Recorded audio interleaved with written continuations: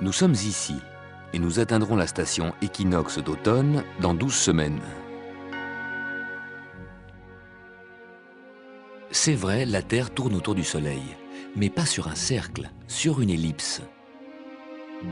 Au premier jour de juillet, nous passons au point le plus éloigné du Soleil. Mais alors pourquoi fait-il si chaud? En fait, la différence entre près du Soleil et loin du Soleil n'est pas si grande. Il y a une différence bien plus importante. La Terre ne se déplace pas droite, mais légèrement en biais. L'axe de la Terre est incliné.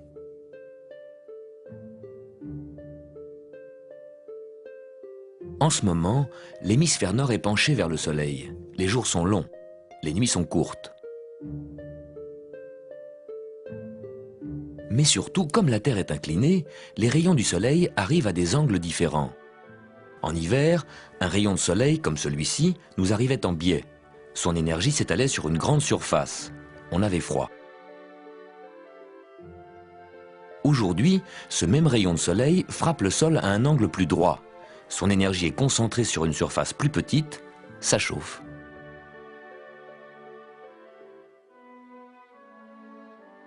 En hémisphère nord, c'est l'été. Dans l'hémisphère sud, c'est l'hiver. Nous avons des saisons parce que l'axe de la Terre est incliné.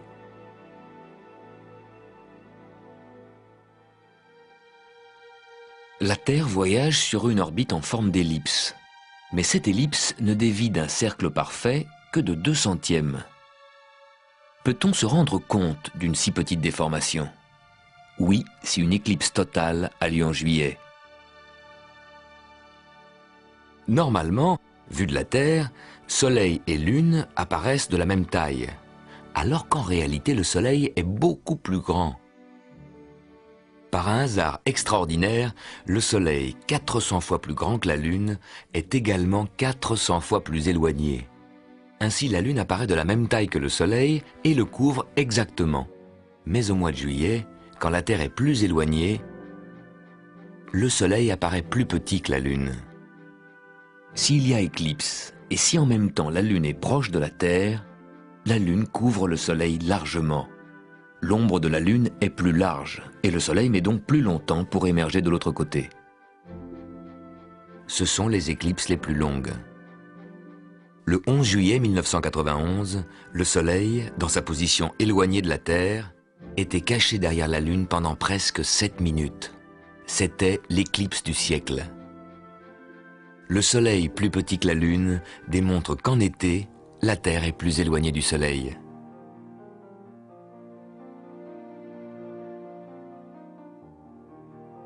L'excentricité de notre orbite nous concerne tous. Comme toutes les planètes, la Terre avance plus vite sur son tronçon proche du Soleil, plus lentement sur le tronçon éloigné. En décembre-janvier, la Terre, en s'approchant légèrement du Soleil, s'est accélérée.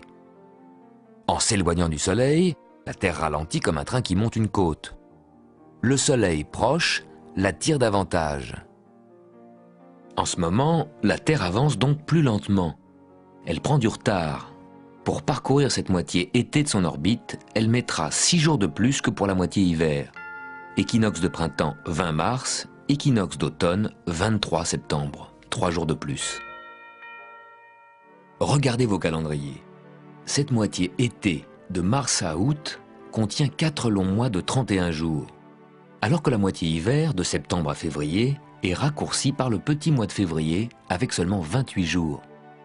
Ça fait encore 3 jours de plus. Nous arriverons donc à cette station équinoxe d'automne avec 6 jours de retard. Avec cette Terre qui circule à vitesse variable et nos montres qui donnent un temps régulier, il y aura certainement des décalages. Vous pouvez les voir. Prenez des repères chez vous, notez où le Soleil se couche. Le jour du solstice d'hiver, le Soleil se couche ici. Le jour du solstice d'été, ici. Chaque année, au fur et à mesure que les jours s'allongent puis raccourcissent, le Soleil fait un aller-retour. Et à chaque coucher de soleil de printemps correspond un coucher de soleil d'automne. À l'équinoxe de printemps, le Soleil se couche ici, à 20 h. À l'équinoxe d'automne, au même endroit, à 20 h également. Tout va bien.